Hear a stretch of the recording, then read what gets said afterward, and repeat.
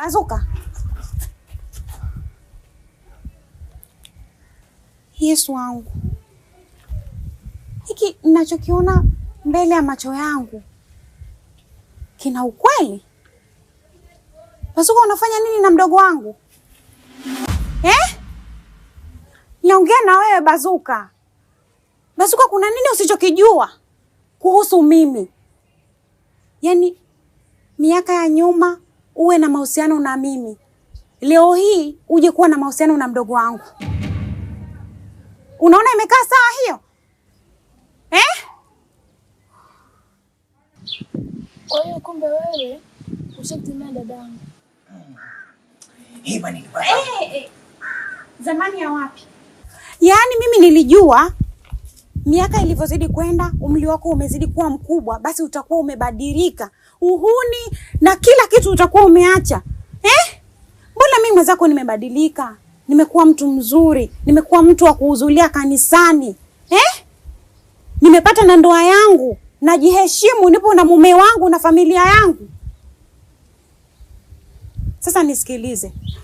Yaani hiki kilichotokea leo, kama ilikuwa ndio unaanza ama ulikuwa ndio umezoea mnaendelea, naomba isije ikajirudia. Nikikukuta tena na mdogo wangu, nitakacho kufanya hautoamini.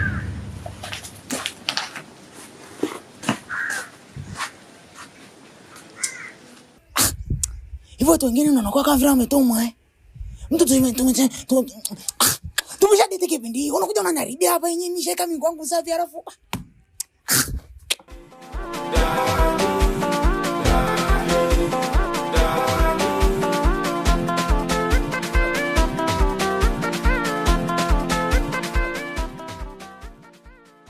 Sikia nikwambie mdogo wangu, nilivyokutoa pale haimaanishi na kuchukia, lakini nimekutoa kwa ghadhabu na hasira kwa sababu najua hii dunia ina mambo mengi sana.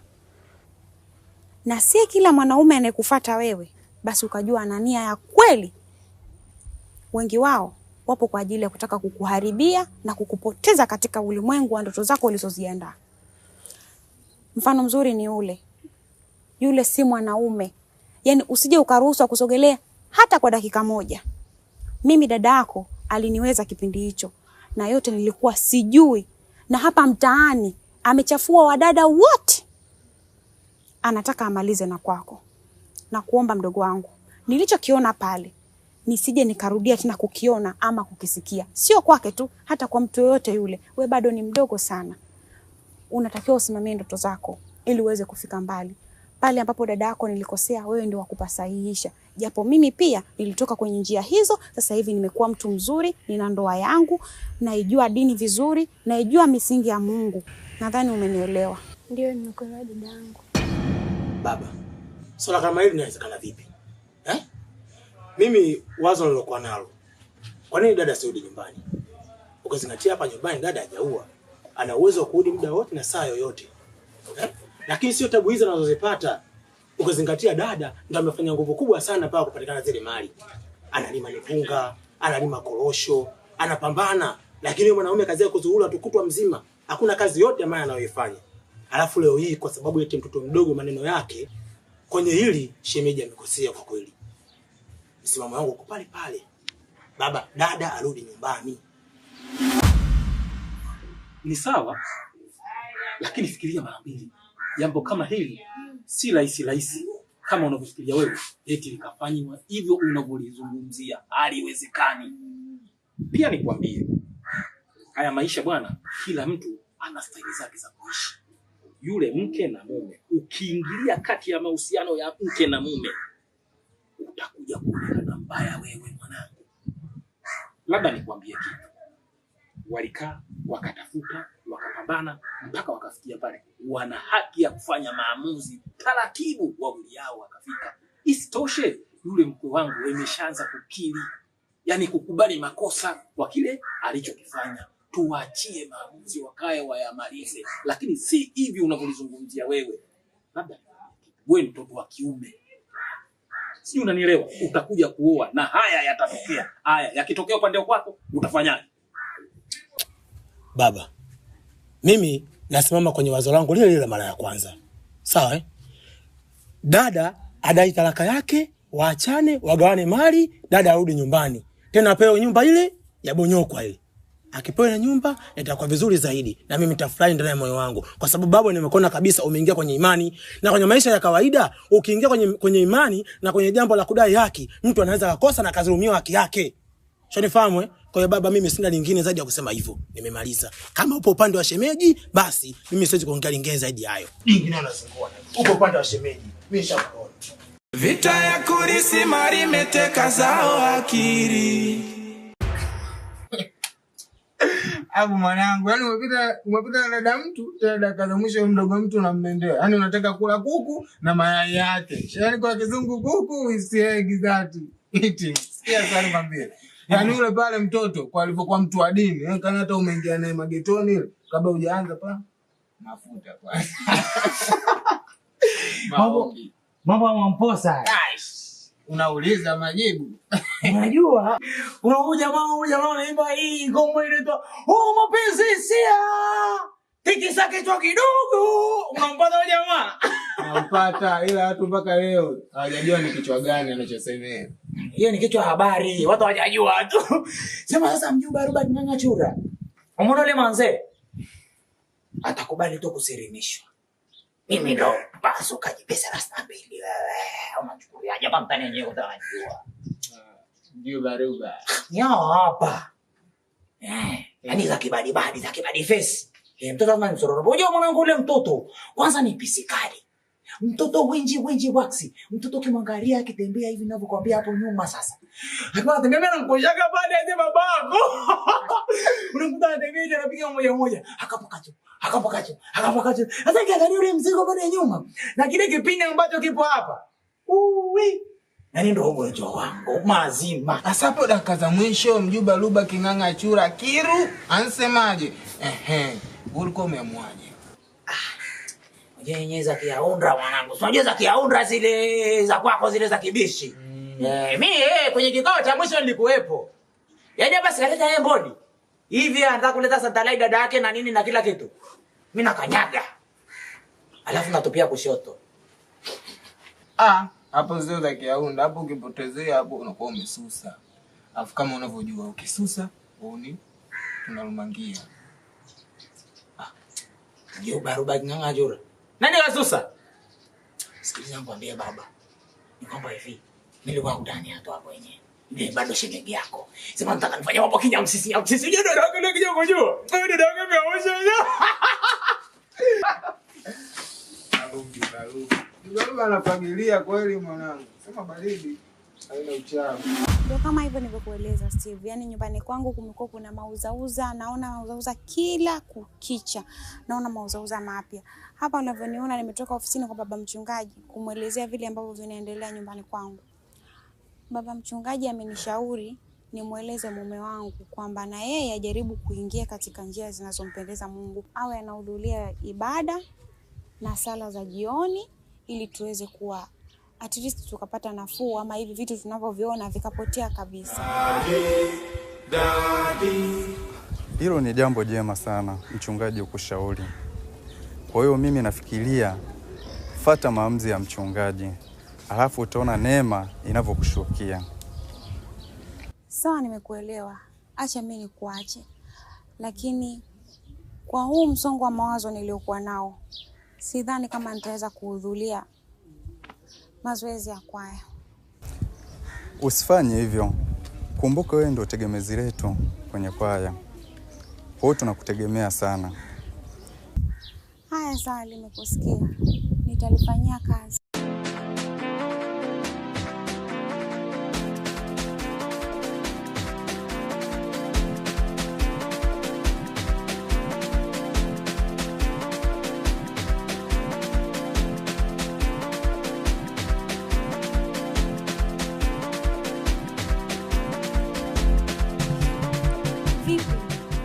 Una shida gani? Mbona kama hauko sawa, umekaa kinyonge, sijakuzoea hivi. Unalia tena? Nalia pole. Nalia asante sana. Bali mimi ninashukuru umekuja. Maana kapende wewe haupo. Mimi ninapata shida kweli yani. Yaani mimi nikinywa pombe, nikiwa na kichupa kimoja cha pombe, inatakiwa ninywe kwa kukibalance. Kama hivi sasa hivi kimeisha, sina pombe aina yoyote. Alafu kichwani nina mawazo mengi. Nyumbani kama kule wananipigia ni watumie hela. Alafu mimi sina hata 100. Bora hata ninywe pombe tu mimi ili mradi nipunguze mawazo. Yaani kweli kabisa Maganga unalia kisa pombe. Kweli? Haya basi nyamaza. Sikia nikwambie kitu. Wewe umemisi hivyo vitu vyako? Kweli, mimi ndugu zangu huko nyumbani wananisumbua sana. Akia Mungu tena. Yaani nipo hapa leo kukufurahisha. Ila endapo tu utanipa ushirikiano katika hiki nitakachokueleza hapa. Unasemaje? Sasa hapo mbunge mwenzangu tuongee lugha moja. Kwa ofa gani hiyo? Nifute machozi kwanza. Ofa gani hiyo? Kitu changu mimi nataka unieleze wakati mimi nimesafiri ni mwanamke gani alikuwa anaishi ndani kwangu? Kwenye movie ukisikia ngenge ujue kimenuka. Wewe unajua umeniuliza swali gumu. Swali gumu kana kwamba nashindwa. Nianze wapi? Nianze wapi? Mungu huyu. Lakini uko tayari kutunza hii siri ya Jamhuri? Unatunza siri pamoja na mali zake? Angalia uko hamna netusikiliza. Hamna. Salama. Sasa bwana, siku moja mimi akapende naingia mle ndani. Hiyo siku ilikuwa ni alasiri, jua la magharibi linataka kuzama mashariki. Nikasema ngoja ninuse huko kwenye masufuria niende nikalambe. Kwa kuwa nilikuwa sijala tumboni kwangu pakavu, tia maji sawa. Ile nafungua tu mlango niingie. Bwana, nilikutana na bunge la gumi. Sikioni nikaanza kusikia nzi. Alafu baadaye nikaanza kuona makengeza hivi. Na nikaanza kuona vitu vyeusi mbele. Nikasema, hiki ni nini Mungu wangu? Ndo nikasema, Maganga tulia. Nikashusha pumzi kwa kuwa nimefundishwa jeshini. Nikabidi nimekakamaa. Ninapiga jicho hivi vizuri kwa ustaarabu. Naona mwanamke.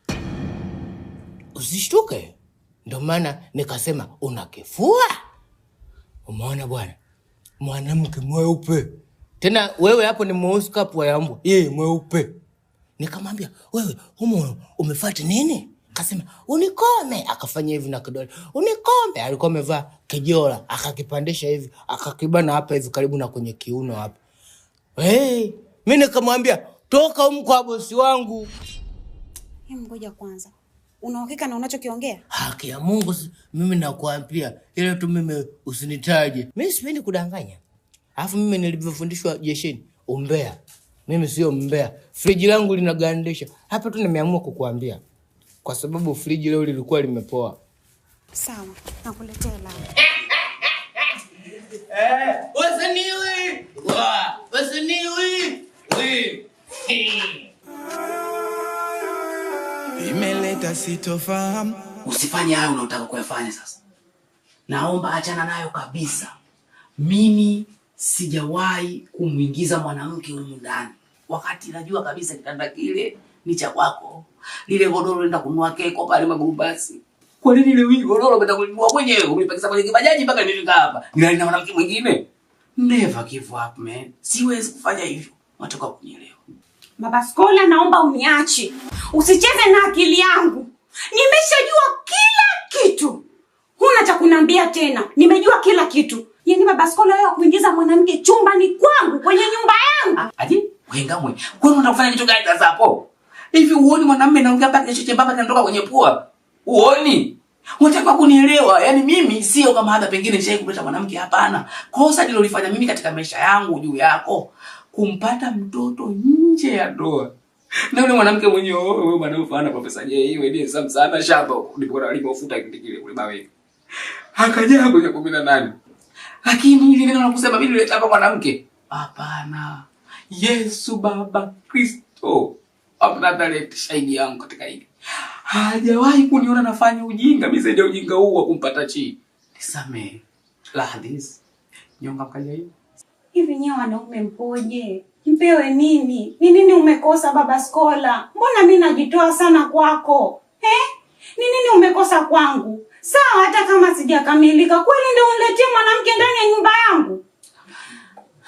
Hapana. Hili limeniumiza sana. Nakuomba mke wangu, nisamee. Sijaleta mwanamke lakini naomba tu nisamee. Na yote unajua udhaifu wangu. Unajua kwamba nakupenda. Ukisema nisamee tu naelewa.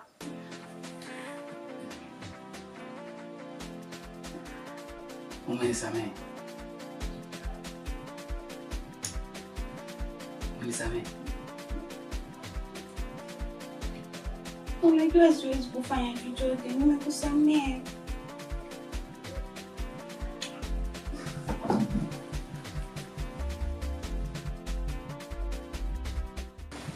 Wasanii wa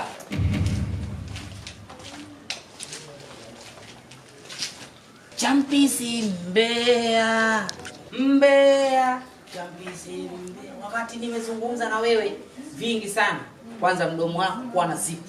Kilichokufanya mpaka unywe domo lako hilo, uende ukamwambie mama Skola kuna mwanamke sijui amekuja hapa ndani, sijui kulikuwa na kitoto wote kufanya mambo mengi umezungumza. Nimepata taarifa zako. Ilikuwa inakuhusu nini? Lakini mimi kiukweli nilimwona mwanamke. Hata ukinga wewe. Unazungumza tu. Eti ni kweli kuna mwanamke aliingia. Kuna mwanamke gani aliingia pale? Tangu aondoke Maskola sijai kuingiza mwanamke pale. Mwanamke gani aliingia pale? Nilikutana naye kule akanipiga ngumi. Nisikilize. Tusitaki kuharibiana maisha. Kila mmoja yuko na mfumo wake kimaisha. Tusiharibiane maisha. Umeelewa Champisi? Nimeelewa. Alinipiga huko. Acha. Wewe.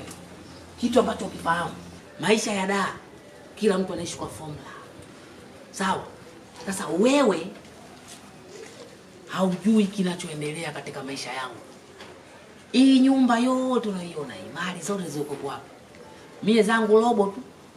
Robo tatu, yani nusu na robo ya mke wangu. Kwa hiyo usije ukanimwagia ugali wangu kautia vumbi. Umeelewa? Koma. Tena ukome ukomae, upate mimba uzae, mtoto wako aitoshtae. Unaelewa wewe? Sasa kwa nini unakwenda kulopoka vitu ambavyo vya uongo vya kinafiki? Haja kuja mwanamke yote unasema kaja mwanamke hapa, sijui mweupe, sijui mama Keti, sikampiga mkonde, sikafanya kitu gani? Unataka kunimwagia ugali wangu. Umetumwa. Umetumwa. Maana kuna watu siku hizi wanatuma watu. Wewe umetumwa? Kama umetumwa mchafue tuvijinga niambie. Umetumwa unichafue mke wangu? Jinga nini wewe? Tuliza ndoga yako ya maisha. Sawa? Asante boss. Asante ya nini? Unishukuru kwa nini?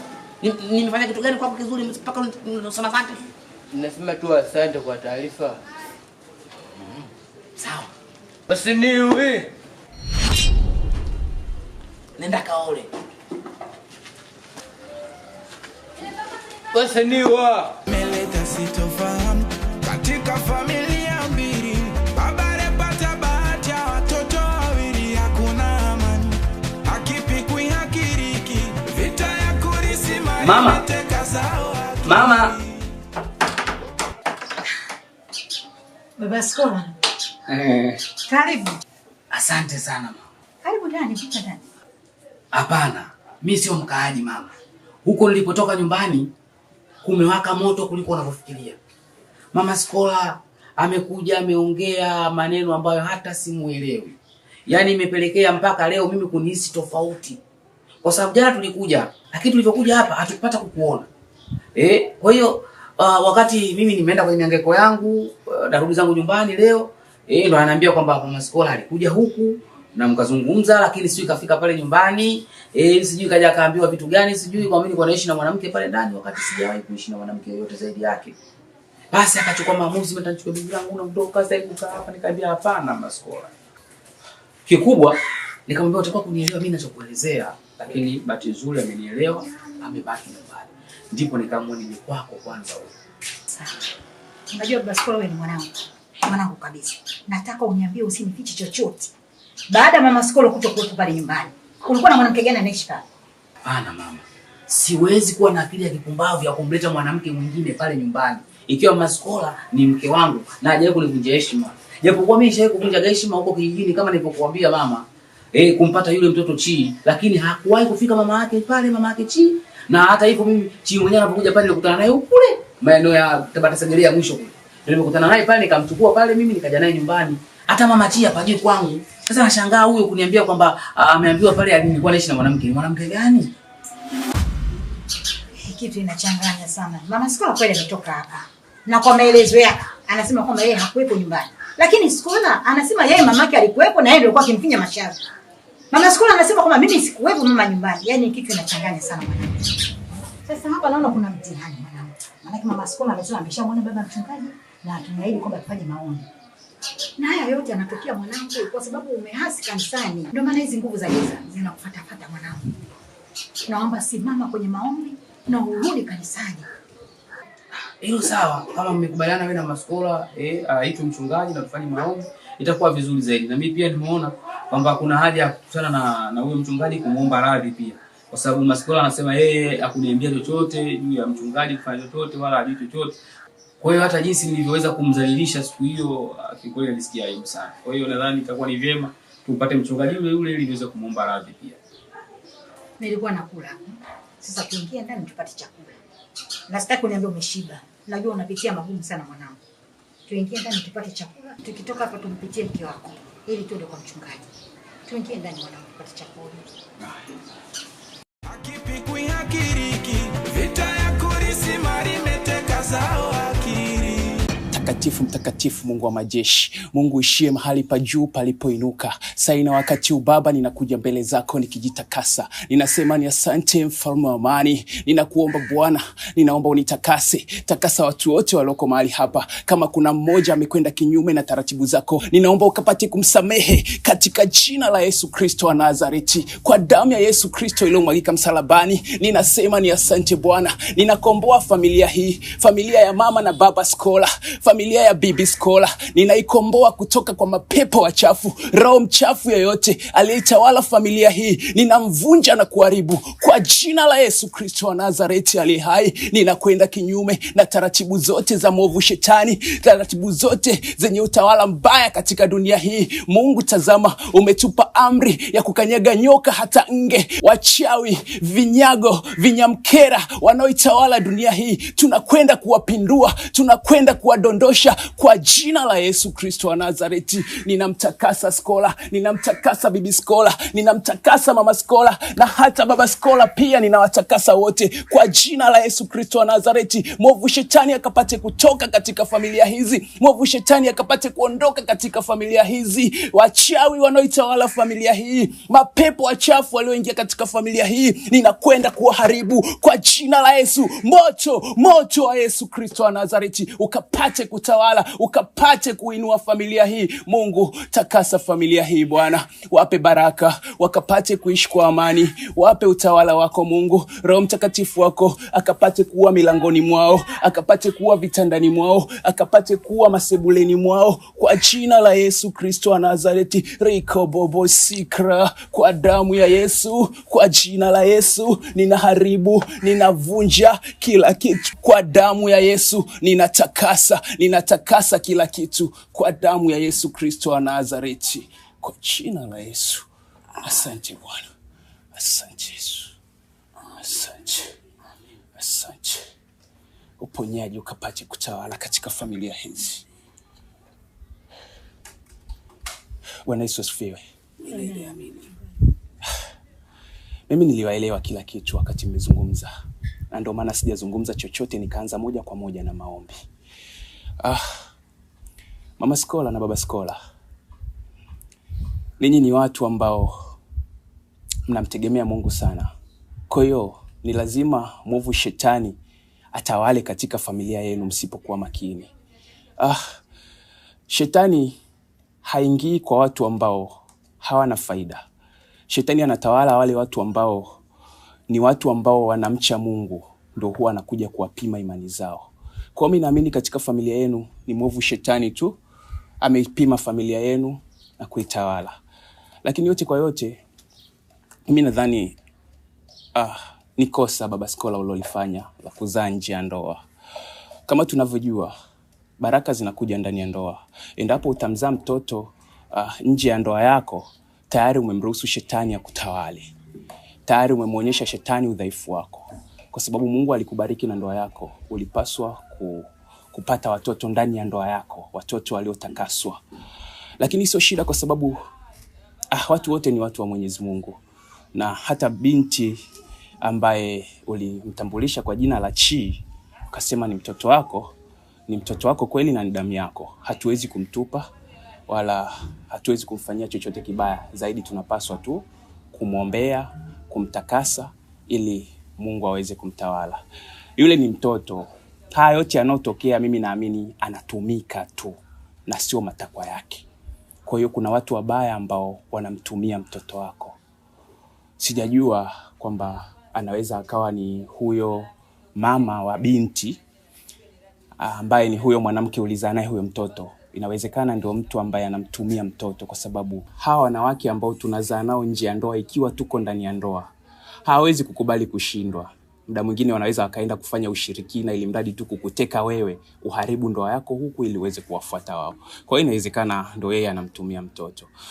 Mama Skola, mimi kwa upande wangu, kwa yale ambao yametokea mabaya baba Skola alionifanyia kwa kunikashfu, nimesha samehe na moyoni kwangu mimi niko mweupe kabisa. Lakini pia huyu ni mwanaume mwenzangu. Nilichokuwa na kuomba, ninaomba umsamehe kwa yale yote ambao wamekutendea mabaya, ambao hujafurahishwa nayo.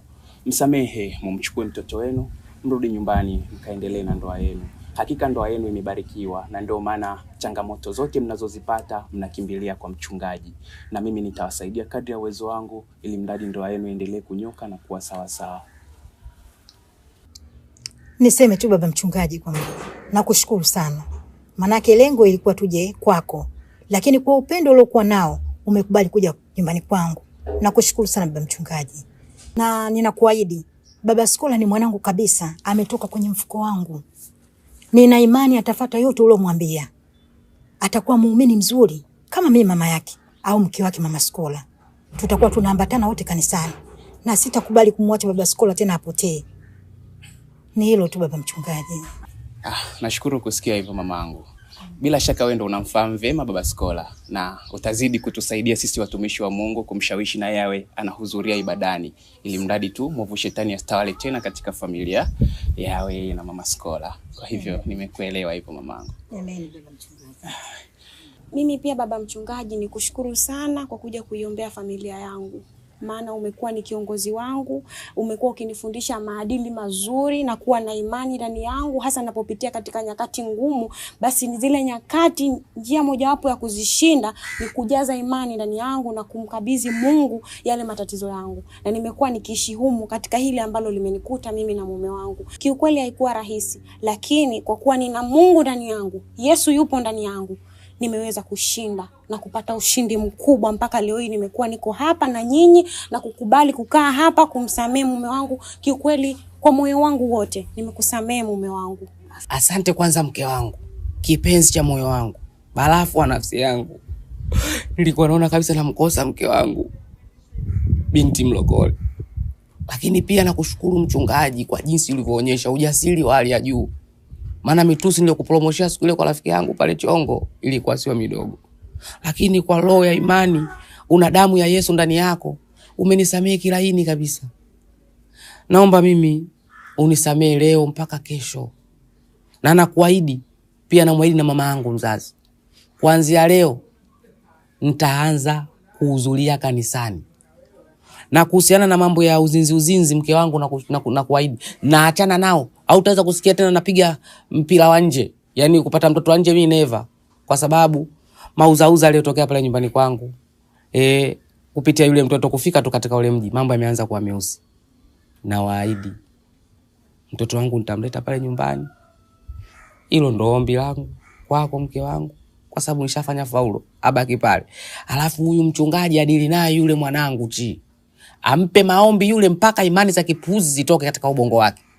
Majibu ya kuwajibu watu anavutaka yeye ashindwe kwa jina la Yesu Baba Kristo Mnazareti. Nimeleka. Asante baba, ubarikiwe sana. Ila baba Skola, kitu kimoja.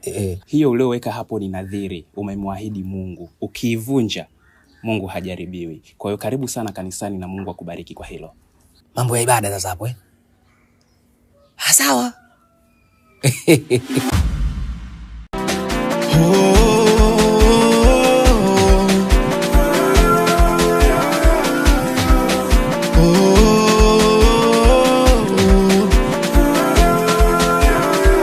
Nimeleta sitofahamu katika familia. Mcha Mungu kompyuta ndo mkombozi wake. Laptop mpya zipo kwa beije desktop.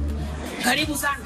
Nishakaribia. Hapa ndo Mcha Mungu kompyuta. Ndo hapa umefika. Tunauza vifaa vya kompyuta pamoja na kompyuta yenyewe. Maana yake kuna vioo, kuna kibadi zile, kuna mouse, kuna mashine yenyewe. Unataka nikusaidie mashine aina gani?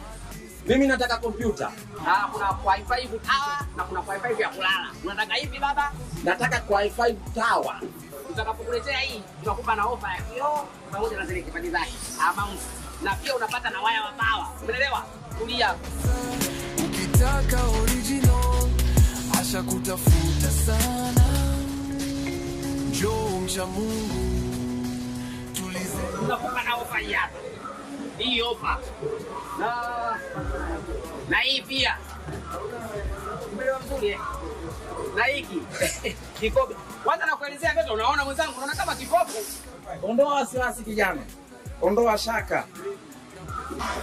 Nilijua kipofu, kumbe sio kipofu. Hauna vizuri hapa mjini. Lazima uwe makini. Nilikuwa nataka nikupime akili yako. Je, hapa kwa Mcha Mungu kweli? Na nimeamini hapa kwa Mcha Mungu kweli. Nenda kaambia watu mtaani huko. Mcha Mungu anataka kila mtu awe na kompyuta. Tena anatoa kwa bei nafuu kabisa. Hata ukiwa na hali ya chini, maisha yako ni magumu, unaweza kupata kompyuta kwa shilingi 150,000 ama 200,000. Unaelewa vizuri? Yeye anataka kila mmoja afurahie maisha. Hivi mnapata bure ama mna kiwanda? Hapana. Sisi watu wa Mungu, tunaomba Mungu, tunaagiza kutokea huko nchi za nje na tunakuja hapa. Kutoka si watu wa Mungu, basi kwa tunauza bei rahisi. Sasa kwa nini tuuze bei kubwa? Tunawapa tu bei rahisi kabisa. Umeelewa sio? Sasa basi, kuanzia leo mimi ni balozi wa Mcha Mungu. Mtaa kwa mtaa, nyumba kwa nyumba, lebdali kwa lebdali. Paka wataelewa. Na si mtaelewa nampiga viboko. Funga hii. Lakini usipige. Haya, funga. Sawa chongo. Funga. Wewe fungiza. Funga baba. Mcha Mungu kompyuta ndo mkombozi wake. Habari zenu mashabiki wa Chumvi Nyingi Gang na magengi yake, tunawapenda sana mashabiki na najua mmetumisi sana kwa muda mrefu sana, mnatamani kuona ile back to back kama mwanzoni, lakini kuna changamoto kidogo ilikuwa imetufika katika kampuni yetu ya Chumvi Nyingi Gang na ndio maana umeona kuna baadhi ya vitu vikawa vinaenda tofauti, lakini jambo la kumshukuru Mwenyezi Mungu, kila kitu kimekwenda final, yani maana yake vimekwisha, yani changamoto ambazo tulikuwa tuko nazo zimekwisha. Kwa hiyo tunaomba radhi kwa muda wote ule ambao tulikuwa tunachelewa kupeleka vipindi. Nao sasa hivi tumeanza kuleta vipindi na ndio maana tumeifunga hii idadi leo ili tuweze kuwaletea series mpya ambayo itakuja katika maudhui ya Uswahilini, ambapo hakuna tena masuala ya uchawi wala vitu vingine. Kwa hiyo utaona wasanii wakifanya tofauti tofauti, lakini pia utaona baadhi ya wasanii tofauti tofauti. Kikubwa tu endelea kufuatilia akaunti zetu Chumvi Nyingi Gang na Chumvi Nyingi TV, cause huko ndo sehemu ambapo utaweza kupata furaha na utapata elimu. Mimi naamini unaamini Chumvi Nyingi Gang inafanya vitu vikubwa, lakini unatakiwa pia kujiuliza kwa nini kuna baadhi ya vitu vilikuwa vinaenda tofauti. Hizi kazi zetu zina changamoto sana. Kiukweli sisi tulikopewa kwenye akaunti yetu na jamaa ambaye ni IT wetu wa mwanzoni milioni 10. Nadhani kuanzia ndupe mpaka unavyoona hapa sasa hivi hakuna sinema hata moja ambayo imetulipa. Ni moyo sana kuonekana kwamba tunaweza tukafanya kazi zaidi na kuleta ufuraha kwenu. Lakini ukweli uliopo ni kwamba tulipitia changamoto nyingi kuanzia kwenye ndupe mpaka sasa hivi. Yaani movie zote sisi tunalipa madeni. Umeelewa? Kwa hiyo ukiangalia na sisi wote ni maisha yetu ya kimaskini, ni vijana wa mtaani tu, tumekaa tumekubaliana tufanye hiki na hiki ili tupate hela kupitia YouTube. Na kama YouTube yenyewe kwamba mtu amekuja amekopa tu ile kiwiziwizi then amekimbia, umeelewa vizuri unajikuta sisi ndio tunapitia changamoto kubwa sana wasanii. Bila nyinyi kufahamu mashabiki, nyinyi mnaona mbona sasa hivi Chumvi hivi na hivi viewers zinafanya hivi na hivi. Ni kweli kama kichwa kinakuwa kina mawazo sana uweze kufanya kitu kizuri. Lakini tunamshukuru Mungu, Mungu amefungua kwa uwezo wake Tulikopambana vyote vile dola zote zile ambazo zilikuwa zinapatikana ndo dola ambazo zimeenda kulipa deni ambalo jamaa ametukopea kwenye akaunti yetu. Unajua si wengine tuna vipaji lakini elimu hatuna. Lazima tutafute IT watu ambao wanadili na mambo ya YouTube. Kwa hiyo tulivyofuata wale ndo imekuja kwa tatizo. Kwamba IT unapomtafuta lazima password yako ijue akaunti yako. Kwa hiyo anapoijua ndo pale alipokuja kudokonyoa, yani kakopea milioni 10 bila mimi kufahamu chochote. Wakati na shoot movie ya Kisiki mwaka jana nadhani. Kutoka pale mpaka narudi da na simama na jambo langu na gundua kwamba nimekopewa, maana yake siingizi chochote. Kwa hiyo mashabiki, malalamiko yenu, manunguniko yenu tunayasikia, kuna baadhi ya vitu vingine vinaenda tofauti tunasikia, lakini tunashindwa nini tufanye kwa sababu tunategemea pesa tupate YouTube ili tuweze kuendesha maisha yetu. Lakini sasa kama YouTube haipatikani hiyo pesa, hatutaweza kuendesha maisha yetu. Na ndio maana unakuta tunapitia changamoto. Kikubwa, msichoke kutusupport kwa sababu tayari deni tumelimaliza kwa nguvu na kwa shida sana. Kwa hiyo tunategemea support yenu nyinyi ndio iweze kututoa katika maisha ya dhiki, kutuleta katika maisha ya kifahari au maisha yale ambayo sisi tulitamani tuwe nayo. Lakini kiukweli maisha yetu yalikuwa ni kama tunaanza kufanya project. Tofauti na akaunti ambazo unaona ni kubwa, jina la Chumvi ni kubwa, lakini tukio hilo lilipotokea tukawa ndo kwanza kama tunaanza kuigiza. Na ndio maana uliona matatizo ya sauti, matatizo si picha, si matatizo msanii huyu kaondoka hivi na hivi. Yaani hakuna sababu yoyote. Yaani msanii aliyetoka hapa akaenda kaongea ujinga, upuuzi, hiyo ni yeye kaongea, lakini Mungu ndiye anayejua na atakayejibu maelezo ambayo wao wanatoa. Lakini jibu lilokuwa kamili zaidi ambalo sikutaka kumwambia mtu yoyote tangu tunapoanza huko tulipoingia kwenye deni, nikasema mpaka tutakapomaliza deni ndipo natakiwa niwape taarifa hizi mashabiki ili wajue kwamba kumbe walipitia changamoto hizi. Lakini wasanii wengi waliotoka katika kampuni ya Chumvi Nyingi Gang wametoka kwa sababu ya maslahi. Yaani ukweli, wale wasanii wengi walitoka kwa sababu ya maslahi, yani hakukuwa na pesa. Sasa kuna wengine walikuwa na ile imani ndogo, wanaona kwamba okay, hapa pesa hamna, mimi naendaje kukaza. Lakini niliobaki nao na unaniona nao ni watu ambao mioyo yao walisema tunakaza mpaka kisha deni linafanyaje, linakwisha na tutafika wote kwenye kutimiza ndoto zetu. Na ndo hawa ambao mimi niko nao. Kwa hiyo basi naomba shabiki ama mafansi zetu kutoka nje ya nchi yetu ya Tanzania au mliokuwa ndani ya Tanzania muendelee kutusupport, mfanye supported kubwa kwa sababu yanayokuja ni mazuri zaidi. Cause nimejifunza vingi sana. Nimejifunza vitu vingi sana. Na hata pia watu ambao mnakuja kwa upcoming watu wa YouTuber kwa nini nazungumzia kila mmoja sasa hivi amekaa na nisha movie yake. Pia nawapeni angalizo kubwa sana. Unaanzisha akaunti yako, unaweka watu wako, lakini tambua ipo siku kuna mtu atatamani kile ambacho wewe unakiingiza. Kwa hiyo jipange kwenye hilo. Usipagawe na wala usije ukashangaa unaharibikiwa vitu vyako.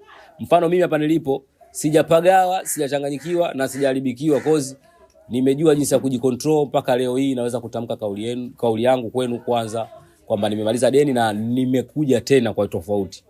Sasa hivi siwaambii leo tarehe 20 lakini sasa kuambia natoa movie lini.